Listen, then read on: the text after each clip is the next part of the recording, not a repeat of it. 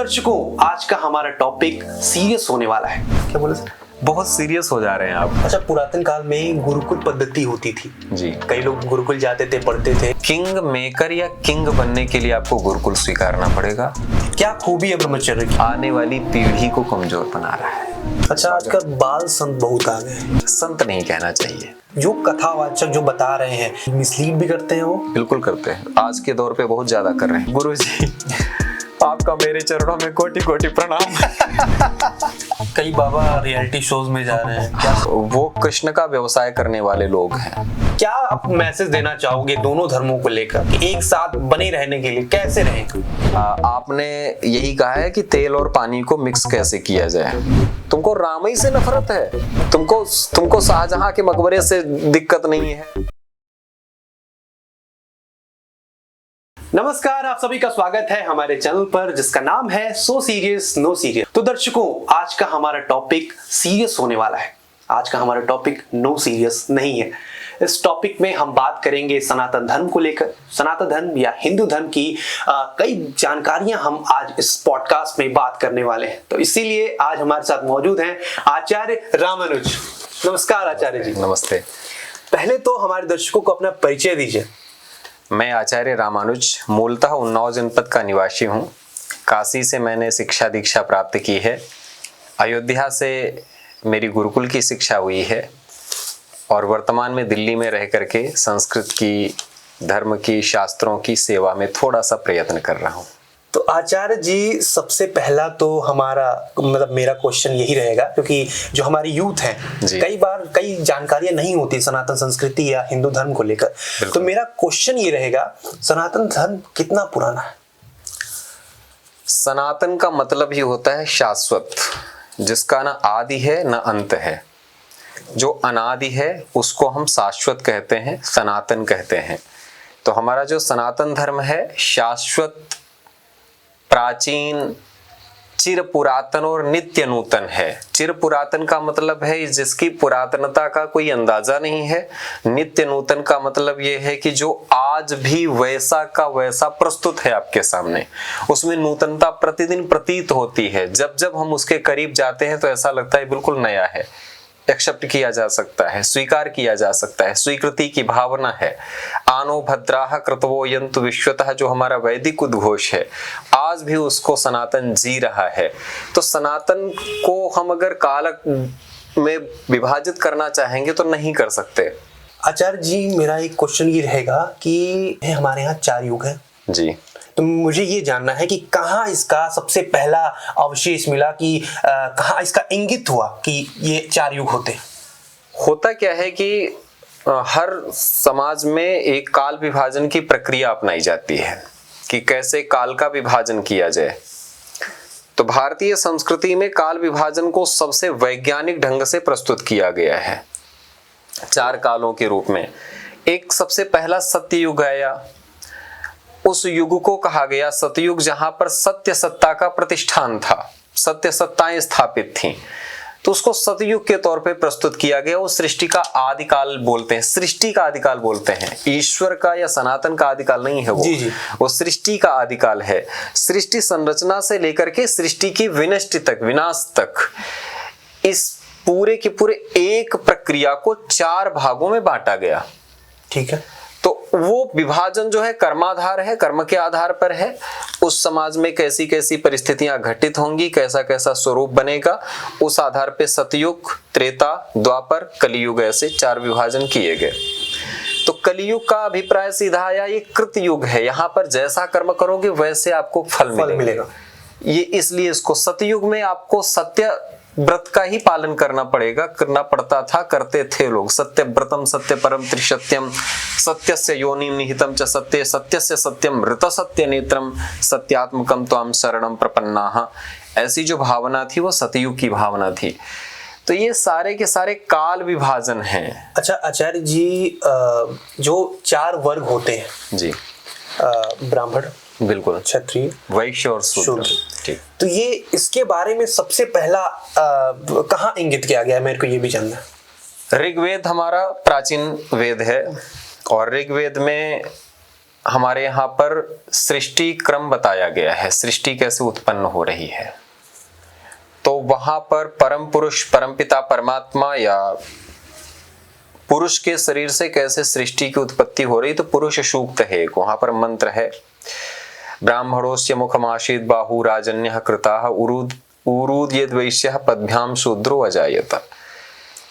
कहां से कौन सा वर्ग उत्पन्न हो रहा है, तो ये 4 वर्ण हैं, इनको हम वर्ण कहते हैं, ब्राह्मण, क्षत्रिय, वैश्य और शूद्र। इनके कर्मों का विभाजन किया गया है। तो परम पुरुष परमात्मा के शरीर से इनकी उत्पत्ति ऋग्वेद में प्राप्त होती है। यह सबसे प्राचीन वेद भी माना जाता है। अच्छा, इन चारों वर्गों का विभाजन हुआ है, तो मुझे इतना जानकारी उतना तो नहीं है, लेकिन मैंने ये पढ़ा है कि कर्म के आधार पर विभाजन हुआ था। तो ये कितनी सच्चाई है? ये भगवान श्री कृष्ण ने स्वयं गीता जी में कहा है, चातुर्वर्ण्यम मया सृष्टम गुण कर्म विभागशः। 4 वर्णों की मैंने स्थापना की है गुण और कर्म के आधार पर। जी, तो फिक्स बात है, हकीकत है कि ये चारों के चारों वर्ण गुण और कर्म के आधार पर ही प्रस्तुत हुए हैं। अच्छा, आजकल रिजर्वेशन की बात होती है कि एससी और एसटी कम्युनिटी को रिजर्वेशन क्यों मिल रहा है, लेकिन सच्चाई ये भी तो है कि उन पर इतने अत्याचार हुए हैं, उनको उठाने में रिजर्वेशन बहुत अच्छा माध्यम है। हाँ, ये थोड़ा सा एक सवाल है, उठता है। ये आपने जो सवाल अभी पूछा वर्ण का, जी, इसके बाद आता है आपका ये रिजर्वेशन का। जी, 4 वर्ण जो हैं ये हमारे वेद के वर्ण हैं। ठीक है। बाबा साहब भीमराव अंबेडकर ने वैदिक कालीन शूद्र या वैश्य इत्यादि की जो व्यवस्था है और आज की जो व्यवस्था है उससे उन्होंने बिल्कुल अलग रखा है। जी, आज के समाज को उस समाज से उन्होंने बिल्कुल जोड़ा ही नहीं है। तो अगर वो कोई कहता है कि बाबा साहब भीमराव अंबेडकर ने वैदिक कालीन व्यवस्था का या उस काल के शूद्र व्यवस्था का मूल्यांकन यहाँ पे बैठ के किया, तो नहीं किया है। ये समाज की एक अव्यवस्था है, समाज में जो कमजोर होता है उसको सताया जाता है। ये सीधी सी सरल सी बात है। तो खासकर आप देखते चले जाइए तो एक जिसको हम आज दलित कह रहे हैं उनके साथ द्वयम दर्जे का व्यवहार किया गया, उच्च वर्ग ने उनको सताया, इसमें कोई भी दो राय नहीं, सच्चाई है, हकीकत है। इसको सब स्वीकार करते हैं और नहीं होना चाहिए, और उसको ना होने देने के पीछे का एक लॉजिक है, आरक्षण मिलना चाहिए। सवरी के जूठे बेर जब राम खा सकते हैं तो तुमको कौन सी दिक्कत हो रही है भाई, तुम भी स्वीकार करो। बहुत बड़ा मैसेज दे रहे हैं आप समाज को। नहीं, मैं जानता हूं कि आज की आवश्यकता क्या है और सबको समझना चाहिए आज की आवश्यकता क्या है। जब पुरातन काल में गुरुकुल पद्धति होती थी जी, कई लोग गुरुकुल जाते थे, पढ़ते थे। आज का समाज उससे बिल्कुल थोड़ा सा हटता है। हाँ। तो उसमें क्या खास बातें थी जो आज का समाज वो नहीं पा पा रहा है, वो फल नहीं पा पा रहा है? बहुत अच्छी बात है। गुरुकुल से पढ़े बच्चे, आज के पढ़े बच्चे, दोनों में थोड़ा समय परिवर्तन, थोड़ा सा एक बार विभाजन करके देखते हैं हम।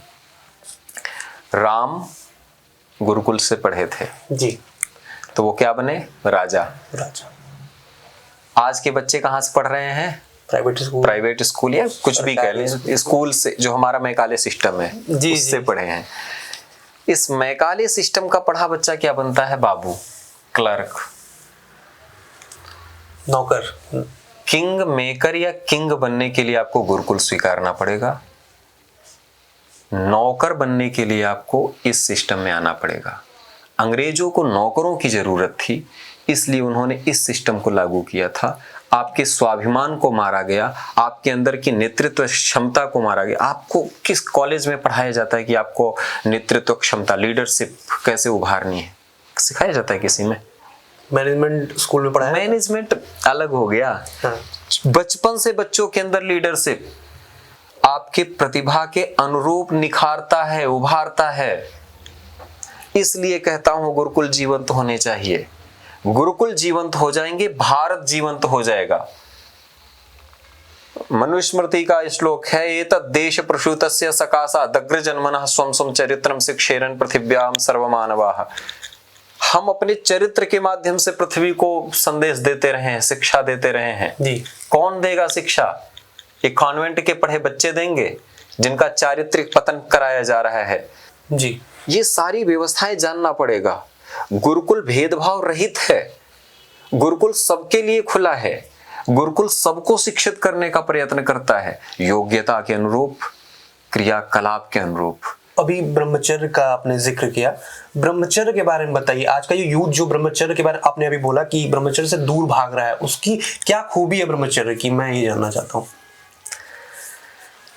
ब्रह्मचर्य के लिए मैं इतना ही कहूंगा कि शरशैया पर सोए हुए भीष्म पितामह अपनी स्वेच्छा से तब तक लेटे रहे, रक्त का एक एक बूंद निकल गया, तब तक लेटे रहे जब तक कृष्ण सामने नहीं आ गए। तो ब्रह्मचर्य जो है आपको उतनी सामर्थ्य दे देता है कि आप ईश्वर को सामने प्रकट कर सकते हैं, एक बात। दूसरी बात है कि आप दुनिया की किसी भी शक्ति से टकरा सकते हैं। ब्रह्मचर्य आत्मानुशासन के साथ आपको आत्मिक ऊर्जा से भरपूर करता है, जिसकी सबसे बड़ी जरूरत है। आपको भी किसी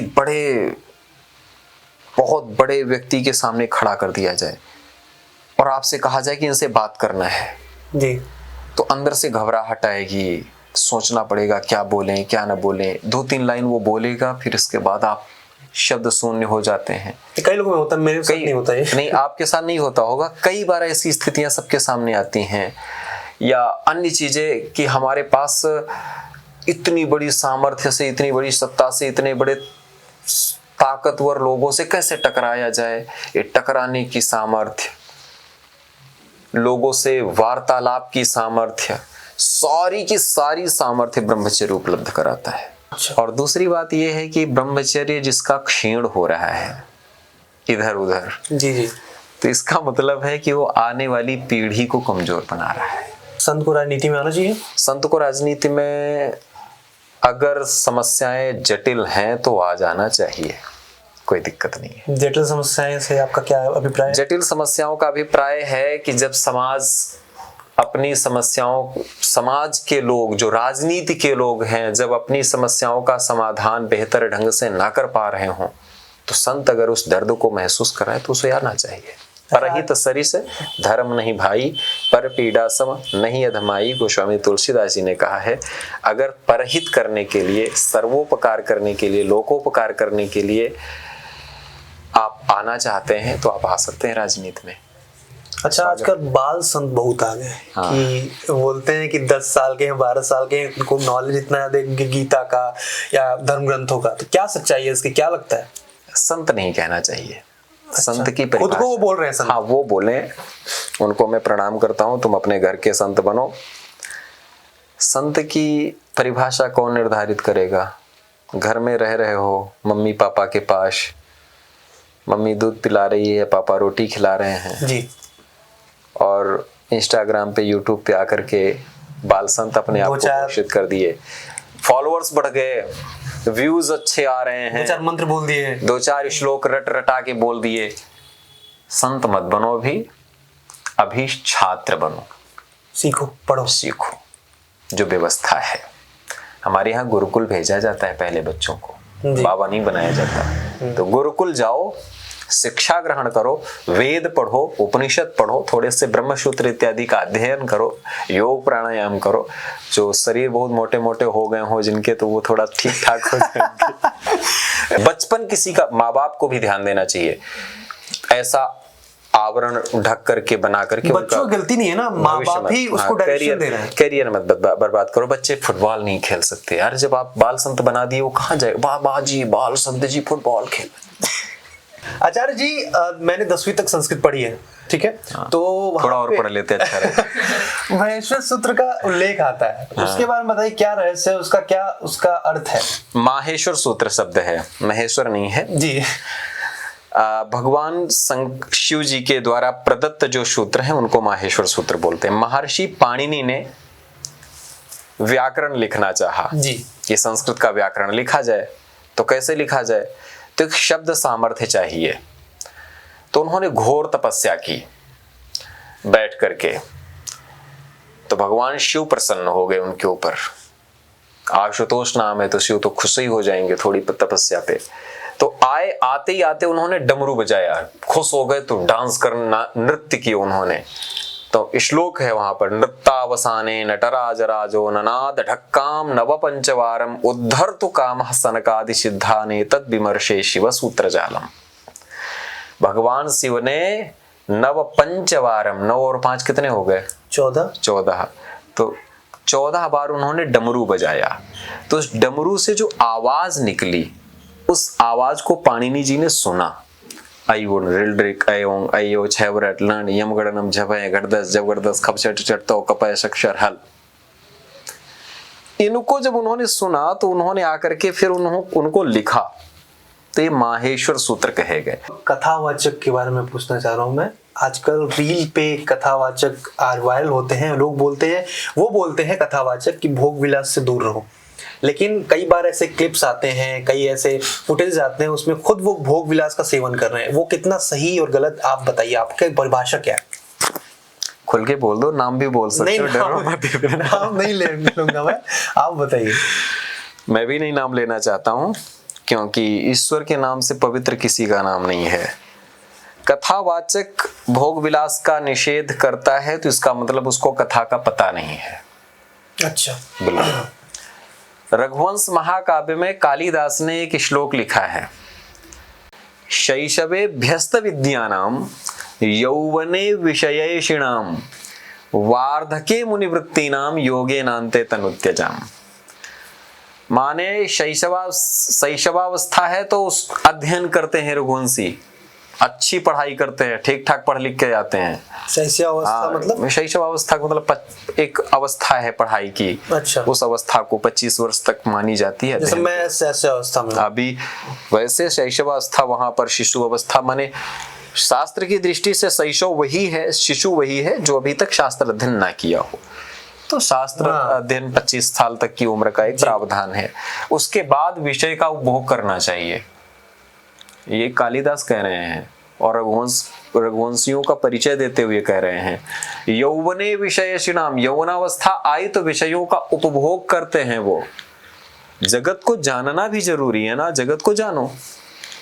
और फिर तीसरी अवस्था है यौवने विषय वार्धके मुनिवृत्ति नाम, जब बुढ़ापा आ जाए तब मुनिवृत्ति ध्यान करके जाओ। लेकिन जब आप उपभोग कर रहे हैं विषयों का तो उसको समझना पड़ेगा उपभोग कैसे करना है। तो ईशावास्योपनिषद का बड़ा प्यारा श्लोक है, एक मंत्र है, ईशावास्यमिदं सर्वम यत्किंच जगत्याम जगत तेन त्यक्तेन भुंजीथा। भोग करो लेकिन त्याग पूर्वक करो। त्याग पूर्वक का मतलब तेन त्यक्तेन, उस परमपिता परमात्मा को साथ रखते हुए उपभोग करो। अच्छा, इस भावना के साथ उपभोग करो तो आप होश में रहोगे, हवा में नहीं रहोगे। हवा में नहीं रहोगे। उपभोग भी करना है लेकिन होश में करना है, हवस में नहीं करना है। कथावाचकों ने एक चीज बड़ी जटिल बना दी है आज के समाज में। कृष्ण का वास्तविक स्वरूप प्रस्तुत नहीं कर रहे हैं। कृष्ण रसिया नचनिया बना करके उन्होंने पेश कर दिया। राधा जी का भी वैसा ही स्वरूप प्रस्तुत कर दिया। परब्रह्म परमात्मा योगेश्वर भगवान श्री कृष्ण जो महाभारत के समरांगण में खड़ा होकर के इतना विराट युद्ध करा देता है, उसको बस एक छोटा सा बच्चा बना करके छोड़ दिया है। तो कथावाचक पहले कृष्ण को युवा बना दें, उनको शैशवावस्था से बाहर निकाल लें और रियल में भागवत कथा कहें। जो भागवत वास्तविक कथा जो सुनेगा समझेगा, वो दुनिया भर के आडंबरों से परे हो जाएगा। अच्छा, हमारा ये एक और क्वेश्चन रहेगा कि जो कथावाचक जो बता रहे हैं, क्या उसमें कुछ मिसलीड भी करते हैं वो? बिल्कुल करते हैं, आज के दौर पे बहुत ज्यादा कर रहे हैं। मैं सबको नहीं कहता, बहुत लोग ऐसा कर रहे हैं। अब एक बात बताइए, इतना विराट महापुराण है जी, और बैठ करके 3 घंटा 4 घंटा उनका प्रवचन होता है। लास्ट में 3 घंटा 4 घंटा के प्रवचन में वो आधे से ज्यादा टाइम में तो हारमोनियम पे सारेगामा पा धा नी सा करते रहते हैं। कन्हैया ले चल तल्ली पार बल्ली पार, पता नहीं कहां कहां पार जाते रहते हैं। बीच बीच में कथा प्रसंग सुनाते हैं और फिर इसके बाद प्रश्नोत्तर बड़े लाजवाब होते हैं आजकल कथावाचकों के। तो उसमें उनमें तो फिर जैसी की तैसी कथाएं होती हैं, फिर बड़े बड़े अजीब अजीब उत्तर भी मिलते हैं। गुरुजी आपका मेरे चरणों में कोटि कोटि प्रणाम। तो ये सब होता है। अच्छा, आप रियल भागवत सुना कहाँ रहे हैं भाई, कहाँ सुना रहे हैं? तो रियल भागवत तो सुनाओ यार, 3 घंटे में तो कुछ तो भागवत के अंश दे दो उनको। तो हकीकत यह है कि प्रायः कथावाचक बड़ी संख्या में रियल भागवत सुना ही नहीं रहे हैं। अच्छा, कई बाबा रियलिटी शोज में जा रहे हैं, क्या सच्चाई है? मतलब कि जाना चाहिए कि ये लोग जो फेम मिल रहा है इन्हें, क्या उसमें मीनिंग है उसका, बताइए। पहली बात तो उनको बाबा मत कहो। अच्छा, वो क्या कहा संत जाए? नहीं है, वो कृष्ण का व्यवसाय करने वाले लोग हैं। अच्छा, वो व्यापारी है, कृष्ण व्यापारी हैं। अच्छा, इन्हीं को हमारे यहाँ पर धर्म का बिजनेसमैन कहा जाता है। धर्म को कैसे बेचना है इनको अच्छे से वो तो बोल रहे हैं कि प्रचार करने जाते हाँ, हैं। धर्म का प्रचार करने वहां ऐसे कैसे गए थे धर्म का प्रचार करने? एक हमारे यहाँ पर आज व्यासपीठ की मर्यादा है, तुम वहां पर जा गए जोकर बन गए। अगर हमारा आचार्य जोकर बन रहा है, धर्मपीठ की मर्यादा तार तार हो रही है। व्यासपीठ वो पीठ है जिसके हाथ सामने सम्राट चक्रवर्ती तक नतमस्तक होता है, और तुम चले गए दरबारों में उनके, जो लोग आए दिन हमारे सनातन के मजाक उड़ाते हैं, ये वही तो सो हैं। अच्छा, हिंदू और मुस्लिम का सौहार्द जो होता है वो आजकल आप देख रहे होंगे, किसी से छुपा नहीं है कि भिड़ंत हो रही है। तो क्या आप मैसेज देना चाहोगे दोनों धर्मों को लेकर कि एक साथ बने रहने के लिए कैसे रहेंगे? आपने यही कहा है कि तेल और पानी को मिक्स कैसे किया जाए। हिंदू और मुस्लिम के सौहार्द की बात अगर आती है तो तेल और पानी को मिक्स करने के लिए तेल को अपना वजूद खोना पड़ेगा, पानी को अपना वजूद खोना पड़ेगा, तो मिक्स हो पाएंगे। एक दूसरा शब्द यूज होता है गंगा जमुनी तहजीब। हाँ, गंगा जमुना तहजीब। गंगा भी मेरी, यमुना भी मेरी। कुछ लोगों ने यमुना एक समुदाय विशेष से जोड़ के पेश किया है, चलो हम मान लेते हैं, लेकिन प्रयागराज में वो यमुना ही गंगा जी में मिल जाती है। तो सही सौहार्द तभी होगा जब यमुना गंगा जी में मिल जाएगी। दारा शिकोह बनो, एकता बन जाएगी। औरंगजेब बनोगे तो शिवाजी बन करके नाक में दम कर दी जाएगी तुम्हारे। एपीजे अब्दुल कलाम बन के तो देखो, तुम्हारे लिए सबसे पहले फातिहा नहीं गायत्री मंत्र पढ़ने वाले हम लोग मिलेंगे। क्या हुआ? एक आखिरी सवाल मैं पूछना चाहूंगा कि ये हिंदू धर्म जो मंदिर बना है अभी, राम मंदिर, उसको लेके कई लोग बोल रहे हैं इसकी जगह पे रोजगार का कोई साधन बनाना चाहिए। भारत की अर्थव्यवस्था का आधार मंदिर थे, आज से नहीं अनादिकाल से। सही बात है। जिन्होंने भारत का इतिहास पढ़ा है वो ऐसे सवाल नहीं करते। चोल साम्राज्य पढ़ा है किसी ने? नहीं पढ़ा होगा इन लोगों ने, नहीं पढ़ा होगा। चोल साम्राज्य को पढ़ लें। दुनिया का सबसे बड़ा मंदिर कौन सा है? अंकोर वाट में, कंबोडिया का अंकोर वाट विष्णु मंदिर दुनिया का सबसे बड़ा मंदिर है, 8वां अजूबा कह सकते उसको। उस मंदिर की स्थापना चोल सम्राटों ने की थी। बाली, सुमात्रा, जावा, इंडोनेशिया के बड़े बड़े द्वीपों पे मंदिरों की स्थापना चोलों ने की। पूरी दुनिया में चोलों ने मंदिर स्थापित किए और उस आधार अर्थव्यवस्था का आधार मंदिर बने पूरी दुनिया में। राजेंद्र चोल, हाँ, अच्छे शासक। राज राजेंद्र रहे, राज राजेश्वर रहे, राजेंद्र चोल रहे, ये बड़े सम्राट थे। भारत में साउथ में अर्थव्यवस्था नंबर 1 पे रहती है, ठीक रहती है। मंदिरों का वहां व्यवस्थीकरण बहुत अच्छा है। मुगल आए तो सबसे पहले मंदिर तोड़े, क्यों? क्योंकि हिंदुओं की आधार अर्थव्यवस्था मंदिर थे, इसलिए उन्होंने सोचा सबसे पहले इनकी अर्थव्यवस्था तोड़ दो। तो हमारी अर्थव्यवस्था तोड़ी गई।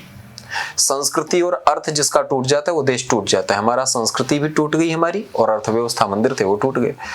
तो अभी जो कह रहे हैं मंदिर मत बनाओ, अर्थव्यवस्था खत्म हो, मतलब ये रोजगार दो। कौन सा रोजगार चाहिए तुमको? दिल्ली वाला रोजगार? बंद तो नहीं रोज फैक्ट्रियां। जीना दुश्वार हो गया है दिल्ली में, सांस लेना मुश्किल हो गया है। तुमको रामई से नफरत है, तुमको शाहजहां के मकबरे से दिक्कत नहीं है, तुमको औरंगजेब के मकबरे से दिक्कत नहीं है, तुमको हुमायूं के मकबरे से दिक्कत नहीं है, तुमको बलबन के मकबरे से दिक्कत नहीं है, तुमको रजिया बेगम जो 3 साल केवल शासन की उसके मकबरे से दिक्कत नहीं है, तुमको भगवान श्री राम पूर्ण परात्पर परब्रह्म परमात्मा जो करोड़ों हिंदुओं का आराध्य परम पुरुष है उसकी जन्मभूमि पर जो पूरी दुनिया का प्रेरणा केंद्र बिंदु है उस पे मंदिर बनने से दिक्कत है। और वो भी मंदिर बन करके केवल मंदिर नहीं बनना है, पूरे के पूरे समाज को भोजन करा रहे हैं, वो स्वास्थ्य चिकित्सा व्यवस्था देख रहे हैं, वो क्या नहीं कर रहे हैं। तो आचार्य जी बहुत शुक्रिया हमारे इस पॉडकास्ट में आने का। हमारे दर्शकों को बताइए इस चैनल की खूबी के बारे में, आपको अच्छा लगा हो। बहुत सबसे पहली बात तो बहुत प्रसन्नता होती है कि नवाचार का प्रयोग होना जरूरी है। दूसरी बात है समाज तक सही जानकारी पहुंचे। और हमारे प्यारे मिश्रा जी, भगवान से यही प्रार्थना है कि आपका चैनल हमारे समाज की समग्र रूप से सेवा करे।